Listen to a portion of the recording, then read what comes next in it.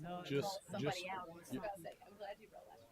just for conversation's sake, other places where I'm on the board, like Waterworks, Patriots Point, not so much Patriots Point, especially Waterworks.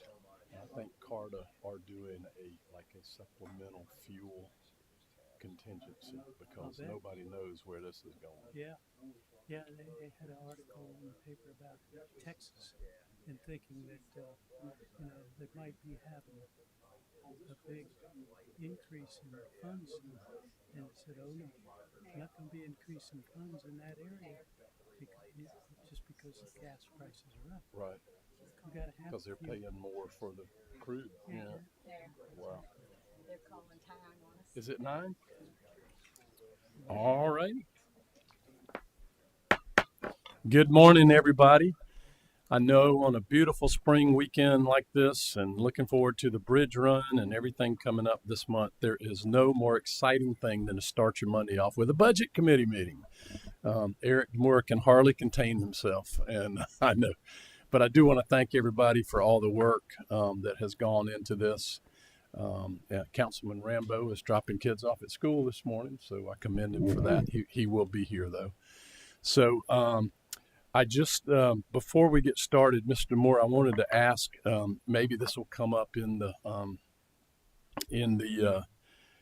agenda, but are we at the point where the town needs to consider a fuel contingency? I know some other boards that I'm on have had to do that because of the unexpected price of fuel. If so, maybe we can get to that when we actually get to it, or. Well, sir, for this current year, we started the year with a contingency just for these kind of surprises. Got it. So we are good for now. We're good for that, yes, right? And I know that we're looking at next year's budget for this, but that is all the rage on the other boards and commissions I sit on. All right, item number 2 is approval of the minutes from our May 2025 meeting. Move for approval, Mr. Chairman. All right, all in favor, please say aye. Aye. All right, item 3, public comments. Anyone here for public comment? None? All right, public comment is closed. Item 4, presentation of the Town of Mount Pleasant proposed fiscal year 2027 budget to include the capital improvement plan and the capital maintenance plan. Mr. DeMora. Thank you, Mr. Mayor. Good morning to you. Good morning, members of council. It's good to be with you. I'm pleased to present to you the spending plan for the fiscal year beginning July 1st. This is the first time you're getting the budget. This is simply an introduction as you start to dive into it yourselves and prepare for committee meetings in April. It's a 30,000-foot overview. And as I said, first time you're receiving it, no decisions need to be made, just simply an introduction. So what does it look like? The budget is balanced. There is sufficient revenue to meet expenditures. The budget is in alignment with your direction for the community and with the guiding documents such as the comprehensive plan and the strategic plan. Its focus is on 3 areas, best summed up in maintaining and enhancing town resources. The first area is town facilities and infrastructure. I'll cover this more in a moment, but you're going to see fairly large sums going into our facilities and infrastructure. For example, $2.6 million is included in this budget for stormwater maintenance and repair. $2.5 million is included in this budget for pavement preservation roads, and $2.4 million for maintenance of town facilities. Also, in addition to that, we proposed 25 replacement police vehicles, and you know what a challenge that has become. Each one is about $75,000 a copy. In addition, we're doubling the amount going towards our tree canopy program. It's $100,000 in this current budget, and it's going to $200,000, proposed going to $200,000 in the budget in front of you. So a significant push on maintenance of town facilities and infrastructure. Second theme, service levels. This budget adds more to public safety. 3 positions in the police department. What we're doing is trying to further and support Chief Arnold's strategic planning and trying to move civilianized administrative type in-house positions, making those civilians, thereby putting more officers out in the field. This budget also includes 3 positions for the fire department, which supports Chief Mixon's strategy and your strategy for adding 4 on every fire truck that leaves here. You made a big push towards that last fall. And there's also 1 staff attorney position proposed in the legal department. You know the volume that's happening there. It's almost 2,000 tickets per year, 20,000 tickets per year, I should say, and 2,200 FOIA requests. The volume is just becoming significant. Human resources supported in this budget is 3.75 pay for performance in the budget that is in front of you. So those are the themes. Let's dive in a little bit further. And at the bottom is the total proposed, which is just under $178 million. And making up that is $133 million in the general fund, which is the lion's share of the operations for the town. And we have a debt service fund, which is steady at about $17.5 million, a state accommodation tax fund, which is just under $3 million. Note, this is not a reduction in revenue. Last year, we had a one-time injection into capital projects like our Public Services Operations Center and Carolina Park. So there was a move out of fund balance, out of the state accommodations tax fund. The revenue always is about $3 million or so. Capital Asset Fund, $46 million.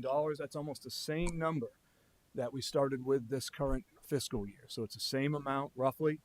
I believe the amount we started with in the current fiscal year was 46.5. You see this large number, this rolls up. So the way the Capital Asset Fund works is all of the unfinished capital projects like roadways and parks and other facilities, fire stations, all of that money gets rolled up and deployed when it's constructed.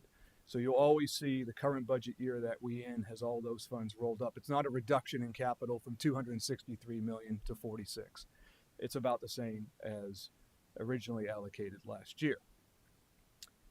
So I'm going to pause for a minute, invite up CFO Harness to review with you the revenues, and then I'll be back to discuss expenditures.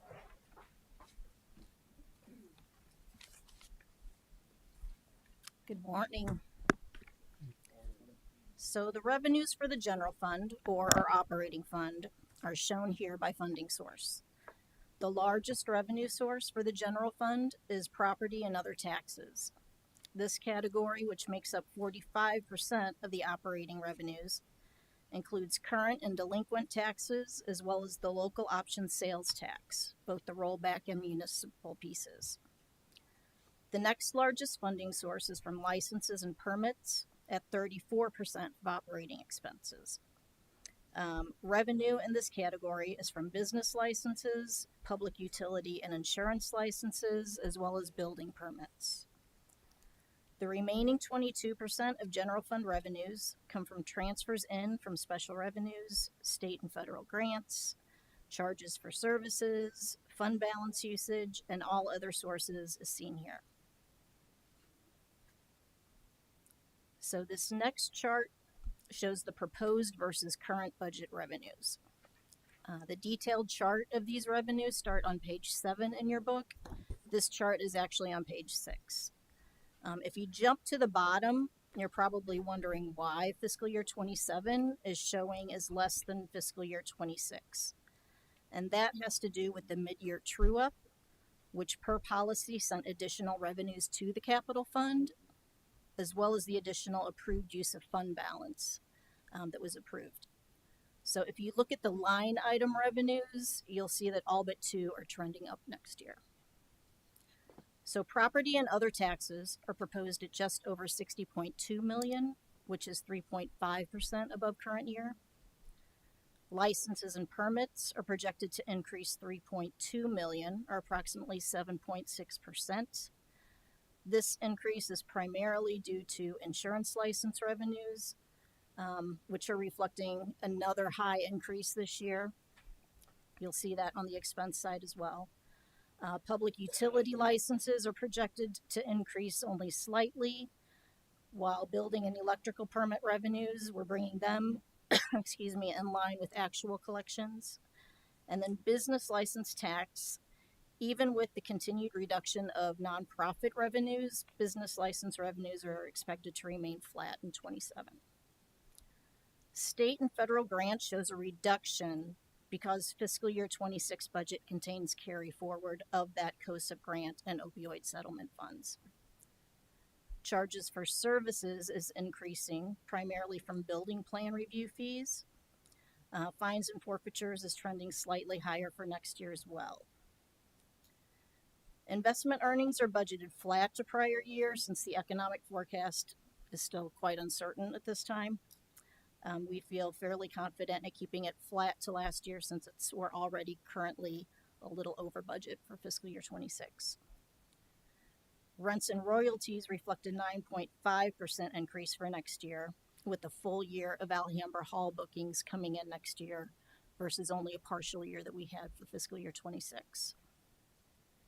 Sale of capital assets is also expected to increase, with the vehicles anticipated to be deadlined and sold for auction next year.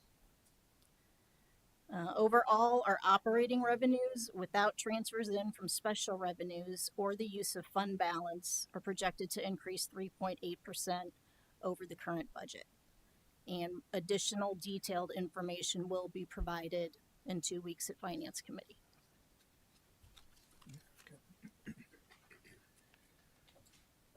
Thank you, Tammy. So how does it start to break down with expenditures? Like to show this graph every year, the George Washington. Excuse me. Sure. Tam, I had one question on the on the revenue when the homestead exempt, is that the property that's locked in on homestead exempt? Is that what that? We get a credit back from our homestead exemptions that people applied for. So We get the credit back. yes. So Okay. and every year it kind of fluctuates depending upon who meets the criteria and who applies. So I think right now we're trending up a little bit for 26, but we're budgeting pretty much. We always budget that pretty much flat because it goes up and down a little bit each year. Okay, thank you. Okay. So for every dollar given by the taxpayer to the local government, 52% is made up or sent to public safety, police, fire, and critical public services department functions such as trash pickup. And you see some smaller items here. Recreation's 8%, but there's a revenue associated with that based on fees. But yeah, for every dollar, more than half is going to those critical public services. Broken down by department, the expenditures. General government is flat. Municipal court is down almost 6%. I will say, and would like to give credit to Lori Wilson, who runs that function for us. Technology has allowed for a position that went unfilled in that department to not be filled. So we're down one employee in that department because the position is no longer necessary. So credit to Lori for keeping down the cost of government. Legal department, heavy volume. I mentioned the staff attorney. That'll be discussed more at committee. Planning, land use, and neighborhoods, down 14%. That is not a reduction in service. It is a reflection of not as much contractual money being needed to support that department this year. So it is not proposed to be budgeted. Non-departmental, similar story. Doesn't require the same amount of resources as the current fiscal year. Police department, I mentioned the 3 additional officers proposed in this budget. You think the budget would be up, but it is down. It's not a reduction of services. It's one-time grant money that's no longer going to be coming in and therefore spent by the police department. So same as normal Yes. for the police. Ms. Chapman, Yes, sir. Mr. Demore, in terms of the increase in both police and fire in the budget, how does this reflect what we did in the fall Yes, sir. this year? Is this above and beyond what we did then? Yes, sir. What was done in the fall is already incorporated into the budget. That was done this year. Right. So what this is what's already baked in, plus 3 officers for police, plus 3 firefighters for fire. Okay, thank you. Yes, sir. Fire department, 3 firefighters proposed. You'll see the additional expense there, almost 7%. Public services has a story to tell, being up almost 6%. This is almost entirely a reflection of new facilities coming online. Carolina Park, Public Services Operations Center, and some others. Engineering and Development Services, EDS, shown to be down slightly. Again, that's a contractual services expense matter, not a reduction in service. And recreation is steady at 2.7%. Included in this budget, I'd like to mention, is a new initiative for environmental enhancements at our recreation parks. We discussed it at the retreat about having someone in as another layer of environmental enhancements at the Gary Santos Park. Well, we'd like to carry that forward. There's a little bit of money in the budget for that. Not on the active areas, in some of the areas that are surrounding, whether it be Carolina Park, there's some of those, Park West, the areas that are unused. How can we enhance them a little bit better to be more environmentally friendly? So, and again, I'm speaking of the wooded, the vegetative type areas. So there's money programmed into the budget for that new initiative. And so adding it all up, overall, the general fund is down 3.4%. For a total of just over $133 million. Any questions before I advance forward? Departments? Yes, ma'am. Can you just explain quickly the transfers out, Yes. what that incorporates? So the general fund does more than just support the departments. It supports debt payments. It supports capital maintenance. And it also supports, we have a policy that at year end, if there's money available, meaning more revenue than expenditures, which every year there's been, we divide that up too. Half of it improves our fund balance. The other half goes to support capital projects. So all of those combined is what is included in the transfers out. Okay. Oh, yes, sir. What was the increase then on the Gary Santos Park on the environmental side, I guess? So is that extra bodies? Is that extra Oh, no, staff? no. Okay. It's $10,000 too. It's not about Gary Santos Okay. Park. It's about other recreation facilities that have wooded, vegetated areas that are sort of idle. They're not actively in use. How can we carry forward the additional overlap of review that we had at Gary Santos Park into some of our other recreation areas? Thank you. You're welcome. Okay. Proposed funding to outside agencies. Typically, you make Where these is that? decisions at the last meeting. Sir? Where is that? Oh. Very next slide, you will find it in non-departmental. Is that Got it. right, Tammy? Yeah, in the non-departmental section. Page- Mr. Mayor, this sheet that you're seeing here is a little bit of a summary sheet because of the 100,000 that council customarily contributes. Yes, sir. Of the 100,000 that council customarily contributes to outside agencies, you're aware there's an application process and a review process, and here's how it broke out. Here's how it was scored, and by staff. But this is ultimately your decision, and typically it's made at the final budget committee meeting here. But wanted you to see it in advance. And also, we've added to this other contributions to outside agencies that aren't captured in your community investment program, which is this section here. There are other contributions that are made, and they're housed in different places. For example, in the police department, there's the Charleston Animal Society for $337,000 to help support the facility, spade and neutering type programs. You may recall last year was the first full year that we've had an agreement with them on support for their operation.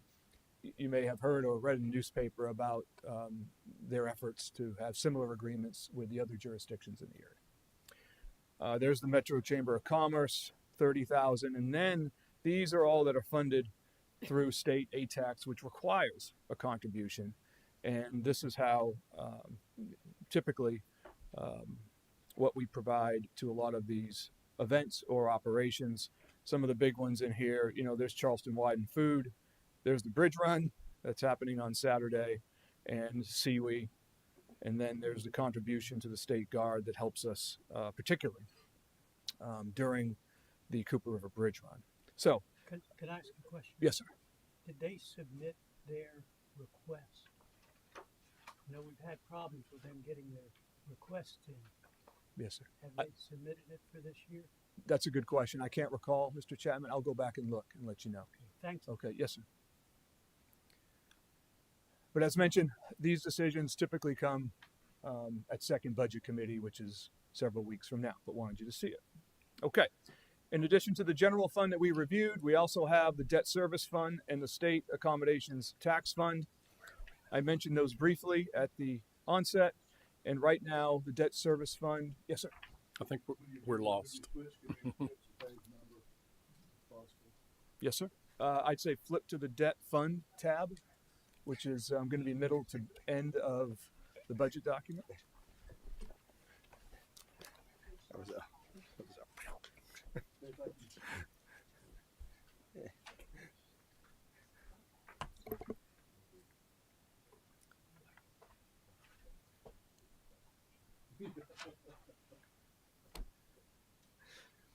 So summed up here is the debt service fund. You'll see payment for 5 general obligation bonds and 1 anticipated.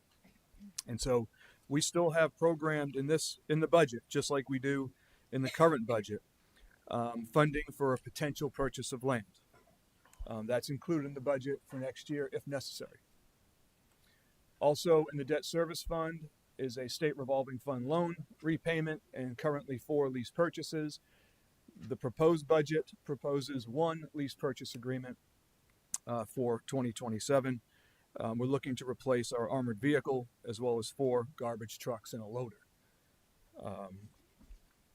For several years, we've had fire trucks, engines, and ladders, but we're good on that for now. Thank you for strategically ordering them in advance, given the long wait times to receive those vehicles. So now we're good on the fire trucks and the ladders. And now time to start going back, hitting some of the other heavy vehicles like garbage trucks. That's what's included in the proposed lease purchase agreement for next year. State ATAX, here's the revenue, just under $3 million. It's steady, and that fund has also supported the public safety training facility. Okay, capital asset fund, very large. That is in addition to the general fund and ATAX and debt, and very excited about what we do in terms of capital assets. Recall, capital assets is just not new facilities. It is CIP, which is a portion of the capital asset fund. It is maintenance, and it is asset replacement to include technology and vehicles and things like that. Love to point out, if you recall last year, meaning in the current budget, it was the first time, and you can find it in the capital asset fund tab in your budget. But this is a summary. It might, I'll be glad to give a moment to allow you to get there. I have a question on the ATAX. There was some discussion on the state appropriating the funds correctly at some point. Has that been sorted out? That is not in there for this year yet. If that is a decision council wants to make, ATAC is meeting next week. So we will get their recommendation on the budget and bring that back to budget committee in May. I mean, I thought from the state side that they were not appropriating the monies correctly, unless I'm mistaken. There is an issue There's there. an It's issue, not right? a large amount, but that's why you're showing like a 2% reduction this year, because I believe it's Dorchester County. There are some entities that got miscoded and they're not rolling up under Charleston County, and we're not getting those state accommodations tax revenues yet. But Department of Revenue is aware of it. the entity has 3 years to report and fix on their side, fix all their collections. So it could take a while. So we have to still trend what we have in front of us. Do we get to find them like they would find a business? Not sure what the state is going to do for them. Thank you. Was I just not paying attention? Mr. Moore, I have a question. I might have just been flipping pages, but the top line on page 99 of ours, which is the summary of capital asset fund revenue and expenditures, Okay. hospitality and local accommodation tax Yes. down 15.2 million. So yes, sir. That Okay. doesn't reflect. I must have been flipping pages, but I Nope.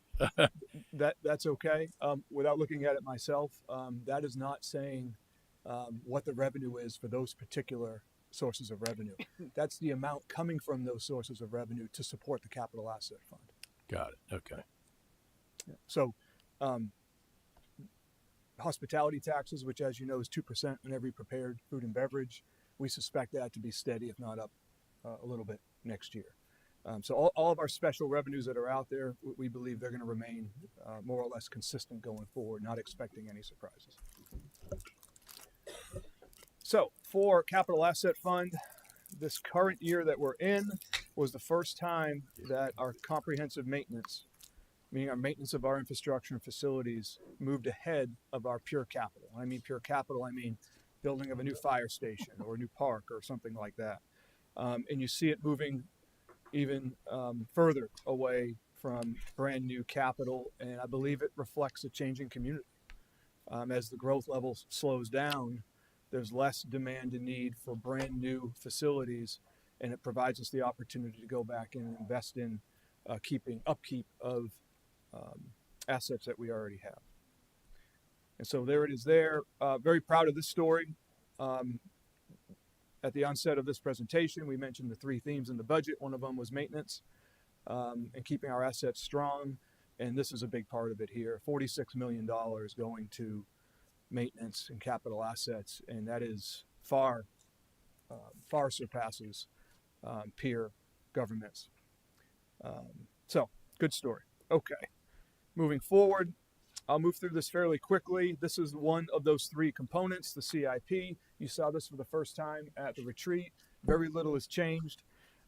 Recall that our CIP is adopted with the budget, and it's a 5-year plan. All right, but it's only the first year of that 5-year plan that is funded budget. So things can change as years go on. Yes, sir. I'm sorry, I hate to just go back for a second. The around 18 million in maintenance. Do we have like a rough overall breakdown of where that's going? I will get to that in a moment. Oh, Yes, sir. thank you. Yes, sir. So the CIP is 5 years. Only the first year of the 5-year plan is funded and included. So as things change, So we're on page 130, correct? oh, I don't know, sir, but let me look for you. Making sure that everybody's flipping back here, so just trying to make sure we're on the same page. Well, you are certainly welcome to flip. It's your document. There is no need to have to go through the document. So this is just an overview. Looks like 130. Yeah. So so as I mentioned, you saw this at the retreat, and each project is scored. And here are the evaluation criteria. It's, I won't go through them all, but the extent of benefit. Is it a few people being served by this particular capital asset, or is it many people? If it's more people, it gets more points. What's the operational budget impact? Is it even feasible? Does it impact public health and safety? Is it mandated, and so on?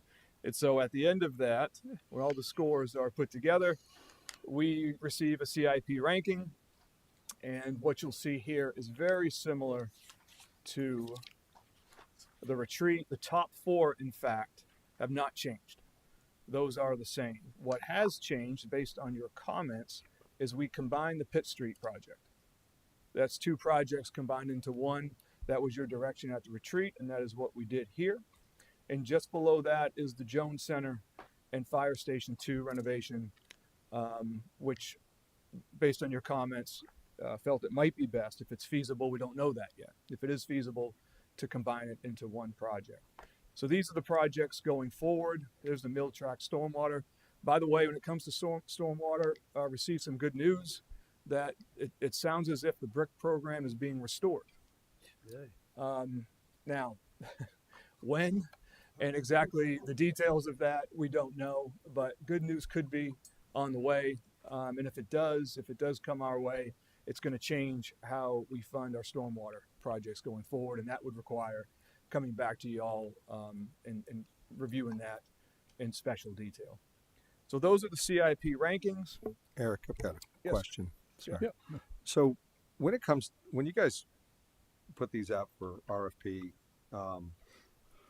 something like the Pitt Street Bridge, I remember Carolina Park, for instance, there was a phase 1, 2, and 3. Yeah. Do you ever get kind of a double RFP, like, here's the whole project, and I understand with budgeting, like, you know, the public safety training, I mean, you can't just whip up 45 million right off the rip, so you've got to parse that out. But understanding, here's the 3 phases, or if you do it at this much, it would be a 30% discount or 20%. Do you guys get the double bids on that, or does that just waste the contractor's time?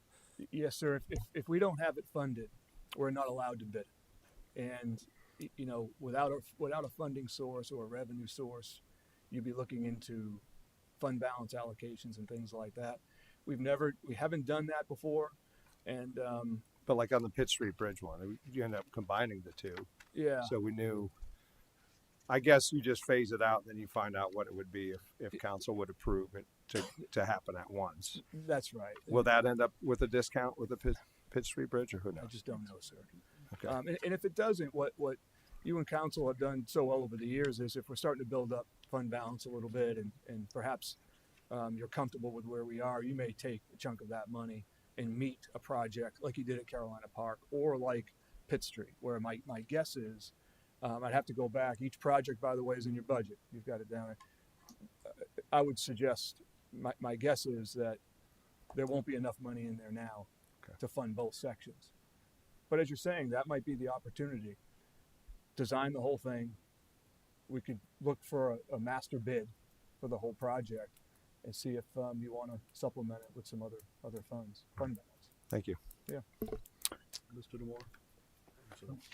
Yes, thank you, Mr. Demore, and thanks for combining those Pitt Street projects into one. I think it makes a lot of sense. Do you have a question about a CIP project? I think it's previously been funded, and that's the parking lot on Coleman Road.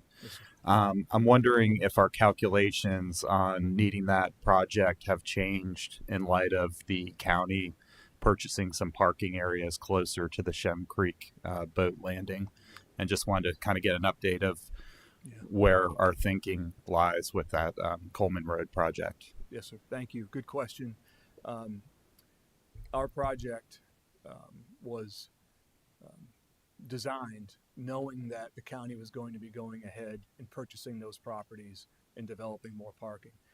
As you're aware, I'm sure the demand for boat parking out there is fairly extreme. And then when it's a Tuesday, of a farmer's market, it becomes even more extreme at times, which that particular project allows us dual use, right? It can be, when not farmer's market day, it can be used for the boat landing. So the reason why we haven't moved forward with it yet is because the first bid we got on it was fairly extreme, more than expected, significantly more than expected. And so we rebid it, like we've put it out to bid again. Tammy, is that right? Yeah, it's been recently rebid. And then depending on what the results are, we'll come back to bids and purchases and say, is this still a project that we need to do or not, or just sit a little while? And so there are some decisions I think that need to be made unless we get good news on the bid. But no, that project was planned for and designed knowing that the county was going to move forward with those purchases. I think I recall at the special retreat, we discussed the poor condition of Miriam Brown and the fact that we were going to, it's an exciting project to be able to look at refreshing, not only refreshing, rebuilding that more in keeping with the Lang tradition and the school and whatnot. So how does that fit into this? I think we talked about it as doing more of a charrette to start with, getting quality people in to get community input, et cetera. And then from there, set the stage for planning and budgeting. So where does that fit in as far as that process? Good question, Mr. Tinky. Thank you. First of all, it is in our CIP. Okay. It has been scored, and given that it's for now, it's not a feasible project yet because of funding, and it is specialized into one area, and so as of yet, it hasn't scored that high. Now, you and council can change all that anytime you like. But what we are doing to move the project forward is we have in the budget, under this project, you'll see funding for some early historical work, interviews with family members that are still alive from Miriam Brown, and interviews in the neighborhood, and try to get together a conceptual of what this facility should be like. So there's money in there. I want to say 150.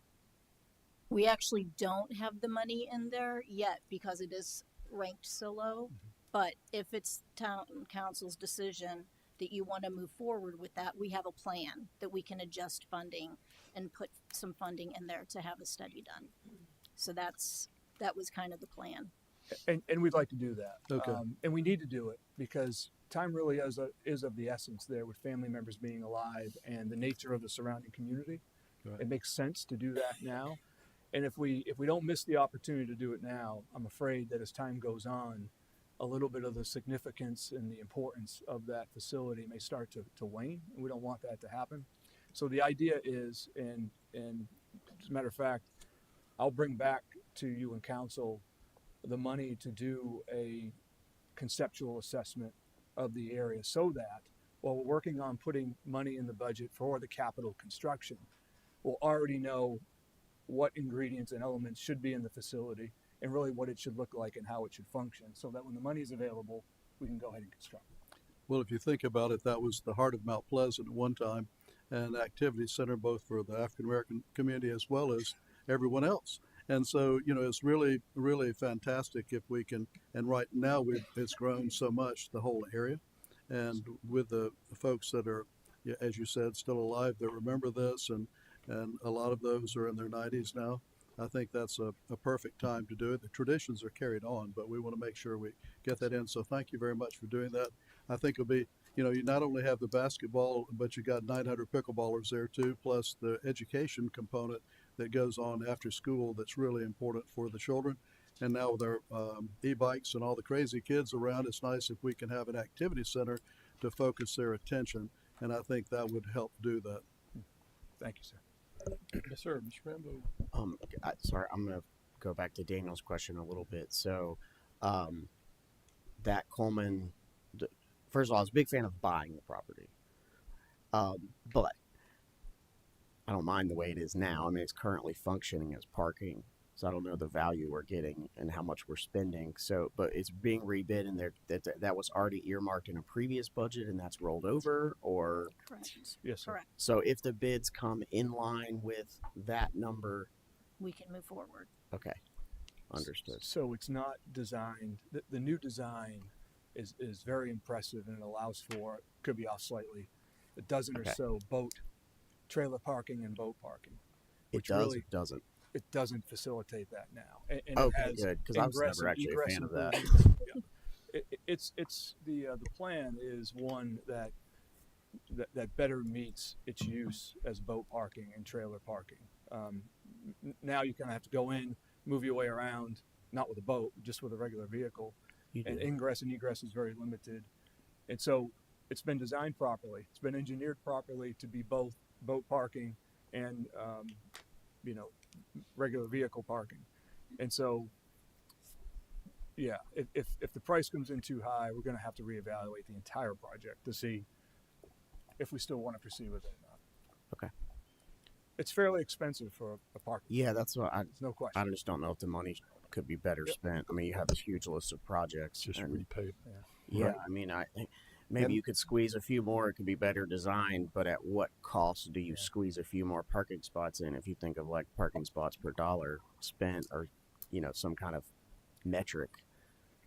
I don't know. And the amount being spent to move a tree. Yeah, I'd rather just keep the tree there. It's probably safer to just Keep stay the there. trees Right. where they are. I don't know. That's just I don't know if I'd support on that. I mean, I would be a fan of It's not, it's already spending that money elsewhere, but I don't know if other people feel that. But. Yes, ma'am. At the retreat, I remember us saying we were going to be trying to take advantage of historic grants or state funding or something for the Pitt Street Bridge and project. Now that that's one, does that change our timeline for how we're trying to solicit additional, sources for that project based on the fact that we've combined the two? Or I don't think it changes Okay. our We are efforts in still that pursuing regard. We're those. going to do our best Yeah. to get other sources. got it? Great, thank you.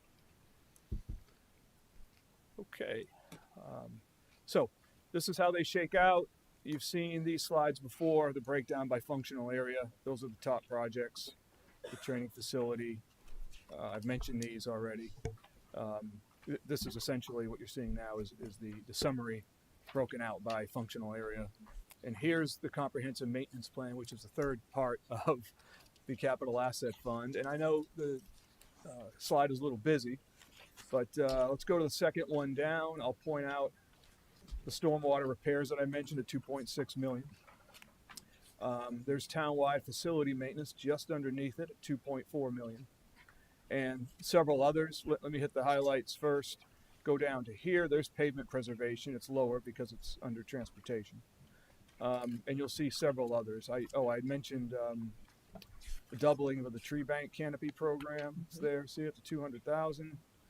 And you'll see several others. I mean, the amount of money going towards maintenance is really something. Bridges and docks, watershed, right-of-way maintenance, sidewalks, more stormwater, drainage canals, the digging out of the canals, and so on. So here's more field renovations, court renovations, 750, playgrounds, 400. Those are expensive, as you know. Sidewalk construction, whoops, missed it a little bit, 400,000. So that is the total, 18.5 million towards CNP, and most of it is public services, public works, which is charged mostly with almost entirely with all the maintenance in town. Question? Yes. Eric, I remember the difficulties with the Asian long beetle situation and some of the impacts we're seeing there. Are we having to do anything funding wise with that? I know Clemson's on it. We've got county resources as well. All of that. I'm just wondering if that's included in any of this. Well, we get periodic updates, Okay. and at some point there's going to be some requirement to take down those trees. Yeah.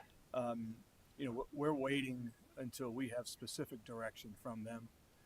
Clemson's teamed with the federal government on where and what exactly and how. And the moment we get that information, we'll bring it back to you and share it with yourself and the rest of council, so you know what's happening and make sure you're comfortable with how we're proceeding forward on it. Because this is, I don't recall us having to participate in anything like this before.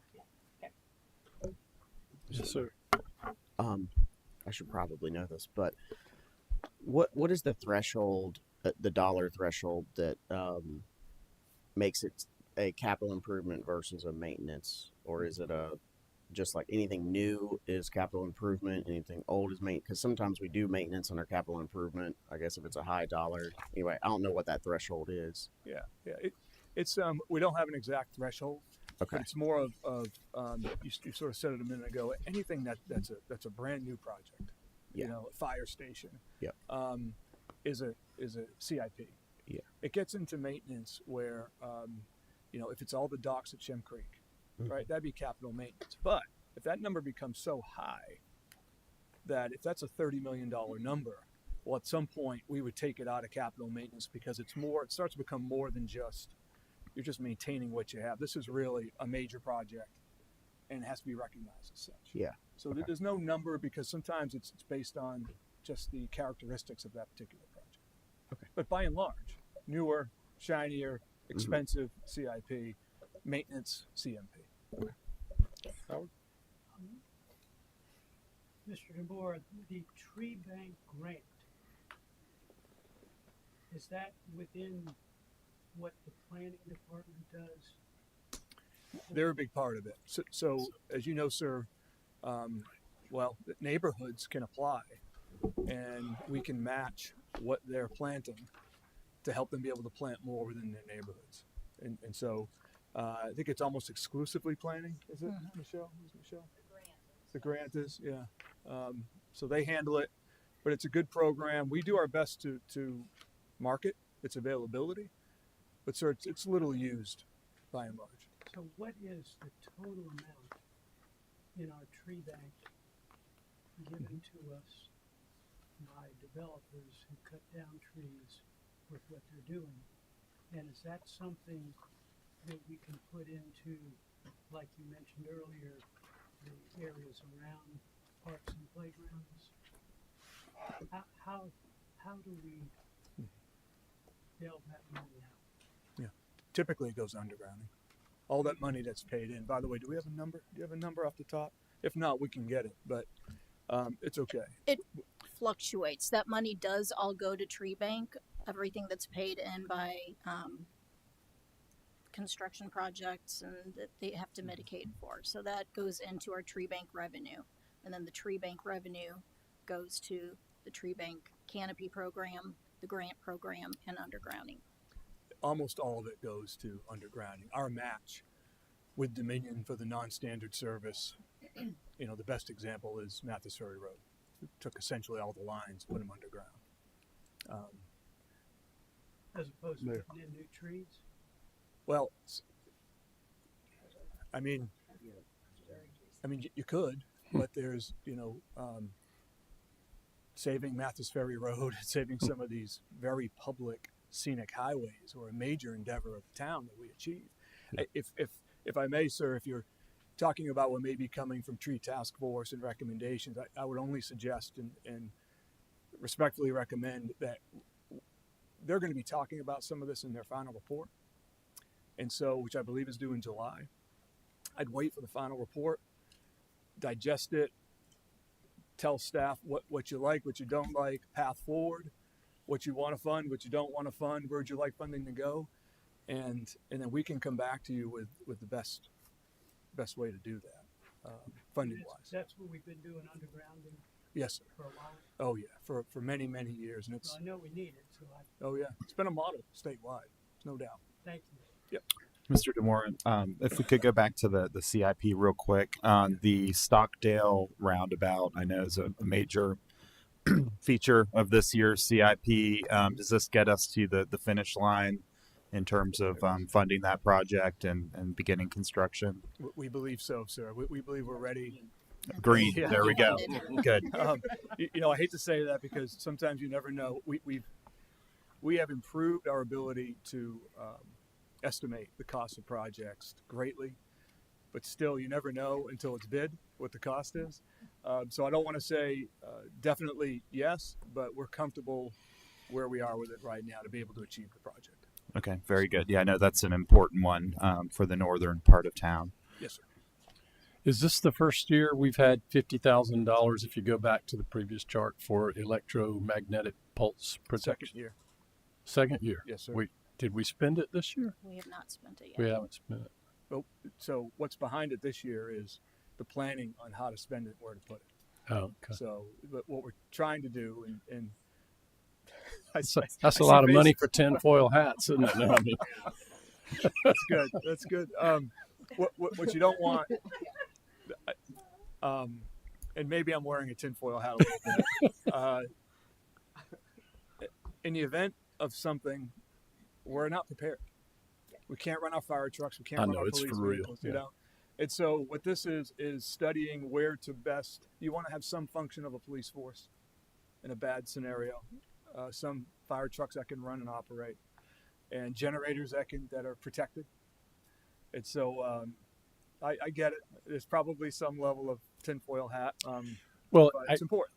maybe we need, and there might be another reason, it might be in a separate IT budget, but maybe we need a comprehensive budget for all of that to protect, everything digital, everything communications, all of that. I know from the other boards and commissions too. I mean, I'm glad we're taking it seriously. People are taking all of this very seriously these days.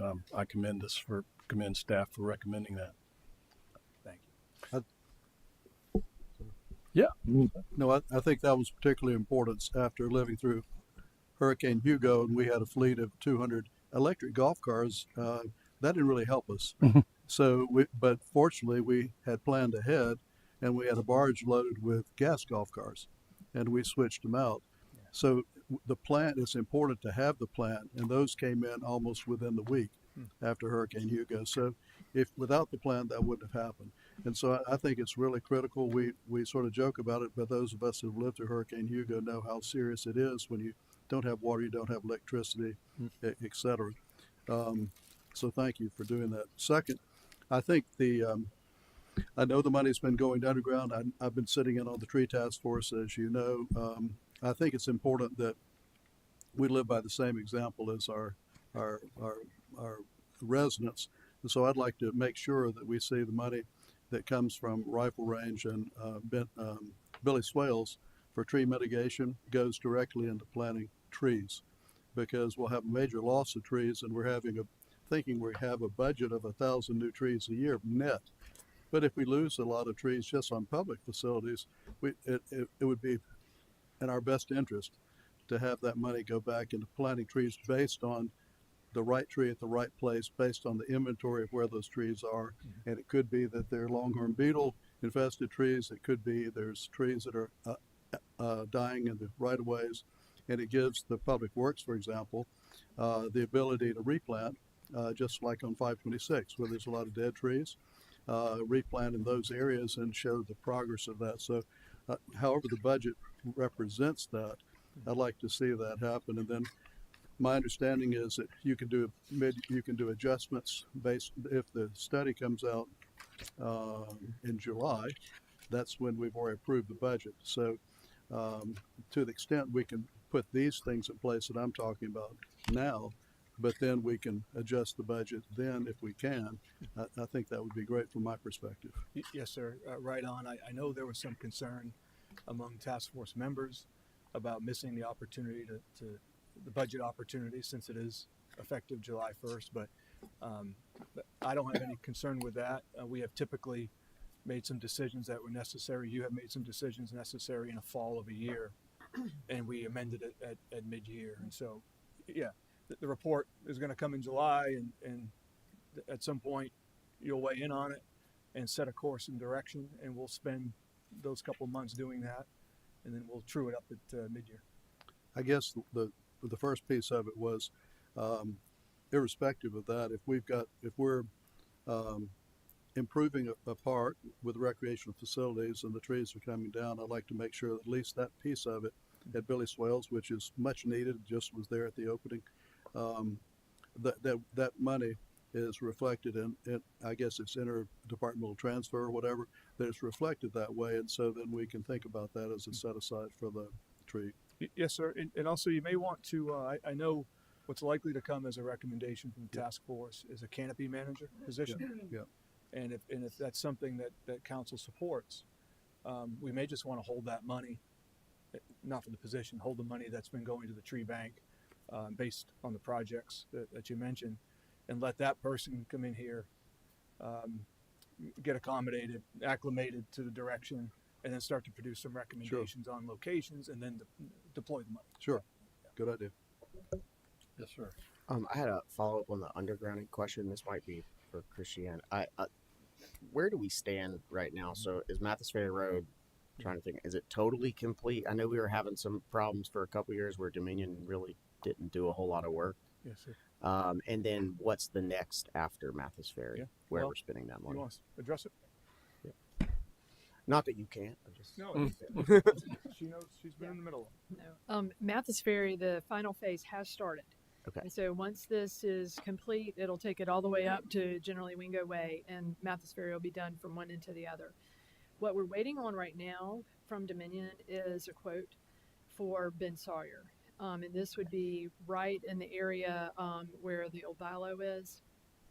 They contacted us several years ago about removing the oak trees that had been planted there as part of that project. And we asked them to hold off on that, and this would be an opportunity to place those lines underground. And then right there at the beginning of McCants and Rifle Range, where there are also some pretty significant oaks. So that's the next project that we have expressed interest in and are just waiting on an estimate from Dominion. Okay, are we still able, I know with their delays for a little while, are we still able to spend those funds fast enough? Have any of them expired? Their matching funds? It kind of rolls over, yeah. Yeah, But you know, we have everything there for Mathis Ferry, so that will Okay. expend a lot of what we've been kind of rolling over year to year. Okay. So when we finally get around to hopefully Ben Sawyer with them, you know, we'll have some additional funds built up again. Okay, for well, that. thank you for that because that Ben Sawyer example and Mattis Ferry too is a great example of why the undergrounding is a tree Yes, expense. tree Really, preservation. honestly. No, and I understand that. How about, and I think McCants was one of them as well, correct, as a follow-up, or maybe we moved to Ben Sawyer because of McCants? We actually McCants had been the one that we had been considering next until we heard from Ben Sawyer. Dominion that they wanted to remove all of the live oaks in that particular area. And then additionally, they're having to actually upgrade the lines right there on Ben Sawyer. So it just, rather than having them go and upgrade the lines, let's get it all underground while they're doing their upgrades and preserve what is becoming a nice canopy and shaded area right there on Ben Sawyer. Makes sense. Thank you. And just want to put in a plug for McCants and Rifle Range as being roadways that would be ripe for undergrounding.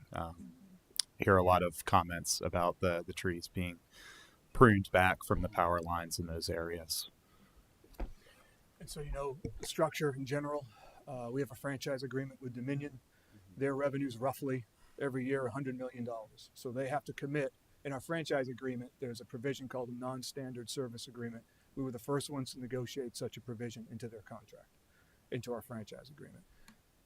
It requires 1% every year. So if they're $100 million a year, 1% is $1 million that they have to put aside for undergrounding projects. We have to match it with $1 million of our own money, which has come from the Tree Bank Fund.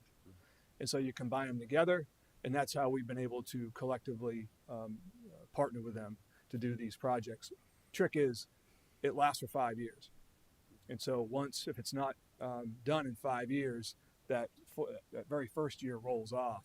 And early on in the program, we were both very successful at doing this pretty quickly. It has slowed down. As of late, we have lost some money, which has rolled off the back end.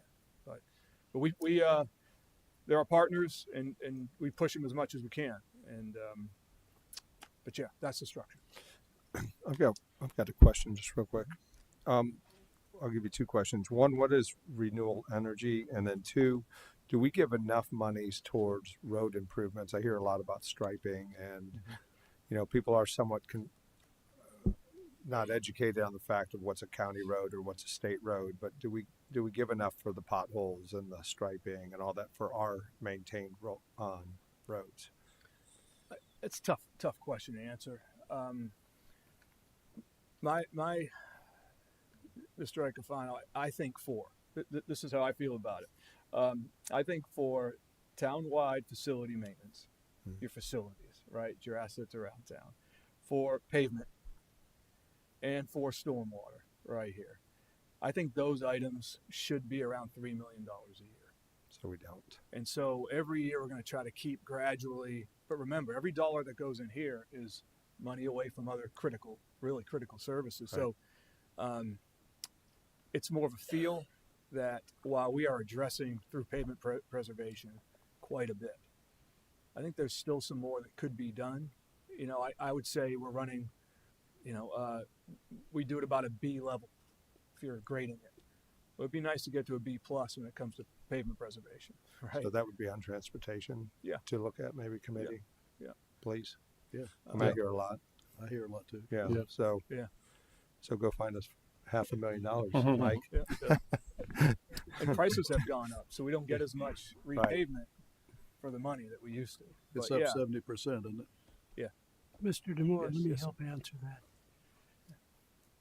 This November, you have an opportunity to put a lot more money in there, Mr. Icofano, by voting for a half-cent sales tax, because that's one of the things that the county has added to the funding out of the half-cent sales tax. And yes, we're not alone in wanting more of that done in our community. So does North Charleston. So does Charleston. We're all looking for that. So at least it's a better opportunity for more money, and it is very close to coming forward. But we have to encourage voting for that half-cent sales tax if we want more money for that particular purpose. All right. Any other questions? All right. Okay. Moving on, I think that's just about it. Yes, sir. So budget next steps, ATAC, as prior mentioned, ATAC meets on the 1st. Your committees are on the 6th. Typically, it's customary that on the 14th at your council meeting, there's the public hearing and there's first reading. First reading gets it on the books for more debate before final reading. You'll meet again as a budget committee. And then finally, we're aiming for May 12th for final reading of the budget. And but you have until June 30. Until committees, I'm available, staff is available at any time for any additional questions. I know is that there's thousands of line items, and so happy to break down anything. Yeah, I don't know what was the renewable energy, by the way? Sorry. Solar panels, investment, looking up where around town we can start doing some of these things. Excellent, thank you. I'd love to do it on the roof of town hall, but I haven't even I've mentioned it to the mayor yet. And so I don't think that's. But I don't even know if it's supported. The weight is pretty restricted up there. So, My office feels like a solar panel on a summer afternoon. the wind. I do want to mention, and this is a good place to mention. Mr. Rambo was there. We had a long briefing Wednesday at Waterworks because power and grid resiliency and all of that is of huge importance. And it is here too. And I know we have backup forms of power and all that, but just want to make sure that going forward that we realize that the what's the best way to put it? The grid structure that we have been very comfortable with for most of our lives in South Carolina may not be as reliable going forward as we all think. And prices, as everybody knows, especially talking to the people in the upstate that are on Duke right now, are going to be changing. And we've got to have a forward-leaning posture on that as a municipality. I'm not saying we don't, but we've got to continue that. So I appreciate the thinking on that. Of course, Waterworks is a little different. Every sewer plant, every sewer pump station has to work 24/7 regardless. Every single one around town. Ours is a little different, but no less important. So we'll just keep it up. I should have mentioned also, not street lights, but parking lot lights. Uh-huh. There's been some advances in solar for those too. Can't rely on those for safe traversing of our streets and roadways, but in parking lots, rec centers, they work pretty well. That sounds good. So just so everybody knows, we have 2 new council members, of course. Now we take these to all the committees. That's on the April 6th committee day. And the reason that if you see May 12th is where we would anticipate passing second reading, of course, it doesn't go into effect until July 1st. But if there was any debate, discussion, or just any loose ends that need to be tied up, that gives us a June buffer to also do things, because we do not want to end up like the federal government. There is no continuing resolution in municipal government. And just to say again, for the record, by law, municipal budgets must be balanced, and ours are balanced actually to the positive every year. I can't remember a year, Mr. DeMora, in my time here that we have not had a surplus to distribute the way you mentioned earlier. I mean, even during COVID, the COVID years, I think we always had a surplus, if I remember correctly. Yes, good. Thank you. Any other questions? Just a real quick question on the revenue side. I know that the state's been debating a reduction in the boat tax and the motor tax. How would that impact us, and is that baked into this budget? It is.